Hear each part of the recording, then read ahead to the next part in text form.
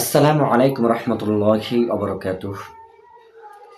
ফজর নামাজের পর কিছু আমল আছে, যে আমলগুলো যদি আপনি করেন তাহলে সেই দিন আল্লাহ রাব্বুল আলামিন আপনাকে বিপদ আপদ থেকে রক্ষা করবে। হঠাৎ করে যদি আপনার কোনো বিপদ এসে যায়, আল্লাহ রাব্বুল আলামিন ওই আমলের উসিলা করে আল্লাহ আপনাকে মুক্ত করে দিবেন। অনেক সময় দেখা যায় হঠাৎ করে অ্যাক্সিডেন্ট হয়, আবার দেখা যায় হঠাৎ করে একটা বিপদ চলে আসে। আপনারা হয়তোবা দেখেছেন, শুনেছেন, হয়তোবা জেনেছেন। সে ধরনের বিপদ যদি এসেও থাকে, ফজরের নামাজের পর যে আমল করেছেন সেই আমলের উসিলা করে আল্লাহ রাব্বুল আলামিন সেই বিপদ থেকে আপনাকে রক্ষা করবেন। প্রিয় দর্শক, তো শুধু তাই নয়, আপনাকে বিভিন্ন রোগ ব্যাধি থেকে হেফাজত করবেন। শয়তানের কুমন্ত্রণা ওয়াসওয়াসা থেকে আল্লাহ রাব্বুল আলামিন আপনাকে হেফাজত করবেন। এজন্য কিছু আমল আছে, এগুলো করলে ইনশাআল্লাহ আপনি ফলাফল পাবেন। শুধু কি তাই, যদি আপনি ওই দিন মৃত্যুবরণ করেন, মারা যান, সরাসরি জান্নাতে প্রবেশ করবেন। সুবহানাল্লাহ। প্রিয় দর্শক, এগুলো আমার কথা নয়, এগুলো হচ্ছে কালামুল্লাহ শরীফের কথা। এগুলো আমার কথা নয়, এগুলো হচ্ছে প্রিয় নবী হযরত মুহাম্মদ রাসূলুল্লাহ সাল্লাল্লাহু আলাইহি ওয়াসাল্লামের মুখের বাণী। যদি আপনি মনে প্রাণে বিশ্বাস করেন এবং বিশ্বাসের সহিত এই আমল করেন, আল্লাহ রাব্বুল আলামিন আপনার সমস্ত সমস্যার সমাধান করে দিবেন। দুনিয়াতে শান্তি, আখিরাতে শান্তি। কোরআন হচ্ছে মানবতার সমাধান। যে ব্যক্তি কোরআনকে মেনে চলবে, সে দুনিয়াতে শান্তি, আখিরাতে শান্তি। এই জন্য আল্লাহ রাব্বুল আলামিন কোরআনে বলেন, অনুনাজ্জিলু মিনাল কুরআনি মা হুয়া শিফাউন ওয়া রাহমাতুন লিল মুমিনিন। আমি এই কোরআনকে অবতীর্ণ করেছি মানুষের রোগ আরোগ্যের কারণ হিসেবে, এবং যারা ঈমানদার তাদের জন্য রোগের শাফা, সারা পৃথিবীর মানুষের জন্য রোগের শাফা, রহমাতুল লিল মুমিনিন, এবং যারা ঈমানদার রয়েছে তাদের জন্য এই কোরআন রহমত। সুবহানাল্লাহ। এজন্য কোরআনকে আপনি যদি দুনিয়াতে আমল করেন, দুনিয়ার পাশাপাশি আপনি আখিরাতও পাবেন। আমি যেটা বলতে চেয়েছি, ফজর নামাজের পর যে আমলটি আপনি করবেন, প্রিয় দর্শক, সর্বপ্রথম ফজরের নামাজের পরে প্রথম সুন্নত 2 রাকাত পড়েছেন, এরপরে ফরজ 2 রাকাত পড়েছেন। এরপর আপনি যখন ফরজ 2 রাকাত পড়ার পরে সালাম ফিরিয়ে নিয়েছেন, তখন আপনি আয়াতুল কুরসি পড়েন। কুরআন মাজিদের 3 নম্বর পারার প্রথম পৃষ্ঠার মধ্যে আছে আয়াতুল কুরসি। আপনি একবার যদি আয়াতুল কুরসি পড়েন, প্রিয় দর্শক, ওই দিন শয়তানের কুমন্ত্রণা থেকে আল্লাহ আপনাকে হেফাজত করবেন, জিন শয়তান থেকে হেফাজত করবেন, নফস শয়তানের ধোঁকা থেকে হেফাজত করবেন, এবং জিনগত প্রবলেম থাকলে, পরিগত প্রবলেম থাকলে আল্লাহ রাব্বুল আলামিন এই আমলের উসিলা করে আপনাকে মুক্তি দান করবেন। প্রিয় দর্শক, এরপরে আমলটি হচ্ছে আল্লাহুম্মা ইন্নী আউযু বিকা মিনান নার। এই আমলটি আপনি 7 বার পড়বেন। এরপর যে আমলটি করবেন সেটি হলো আল্লাহুম্মা ইন্নী আসআলুকা রিদওয়াকা ওয়া জান্নাতুল ফিরদাউস। এটি 8 বার পড়বেন। এরপর বিসমিল্লাহিল্লাযী লা ইয়াদুররু মা'a ইসমিহি শাইউন ফিল আরদি ওয়ালা ফিস সামাই ওয়া হুয়াস সামিউল আলীম। বিসমিল্লাহিল্লাযী লা ইয়াদুররু মা'a ইসমিহি শাইউন ফিল আরদি ওয়ালা ফিস সামাই ওয়া হুয়াস সামিউল আলীম। এরপর আপনি সুবহানাল্লাহ 33 বার পড়বেন, আলহামদুলিল্লাহ 33 বার পড়বেন, আল্লাহু আকবার 34 বার পড়বেন।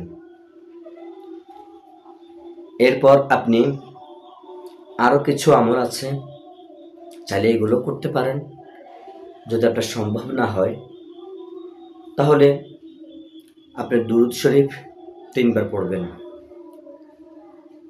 যদি আপনি আল্লাহর কাছে কিছু চাওয়ার থাকে তাহলে নীরবে একা একা যাতে প্রাণ খুলে মন খুলে আপনি আপনার ভিতর সমস্ত কথাগুলো আল্লাহর কাছে শেয়ার করতে পারেন, চোখের পানি ছেড়ে আল্লাহকে বলতে পারেন।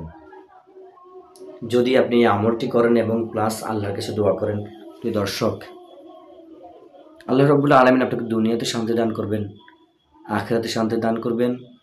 এবং ওই দিন যদি আপনি মৃত্যুর বরণ করেন, প্রিয় দর্শক, আপনি জান্নাতে।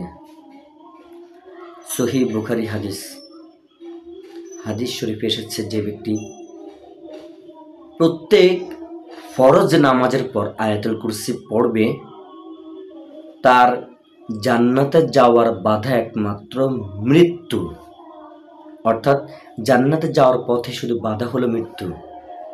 আপনি মৃত্যু বরণ করবেন, জান্নাতে ঢুকে যাবেন। এটা আমার কোনো কথা নয়, এটা হচ্ছে সহিহ বুখারী হাদিস শরীফে এসেছে। আমাদের প্রিয় নবী হযরত মুহাম্মদ রাসূলুল্লাহ সাল্লাল্লাহু আলাইহি সাল্লাম বলেছেন। তবে একটি শর্ত রয়েছে, যদি এই সমস্যাটা দোষটা যদি আপনার ভেতরে থাকে, তাহলে এটাকে আজকে দূর করতে হবে। আর সে দোষটা যদি না থাকে, মৃত্যুবরণ করবেন জান্নাতে। কারণ হাদিস শরীফে এসেছে, মৃত্যুটা হচ্ছে মুমিনদের জন্য একটা গিফট, উপহার। আমাদের প্রত্যেকের উচিত হচ্ছে আল্লাহর হুকুম হাকাম মেনে চলা, পাশাপাশি এই আমলগুলো করা।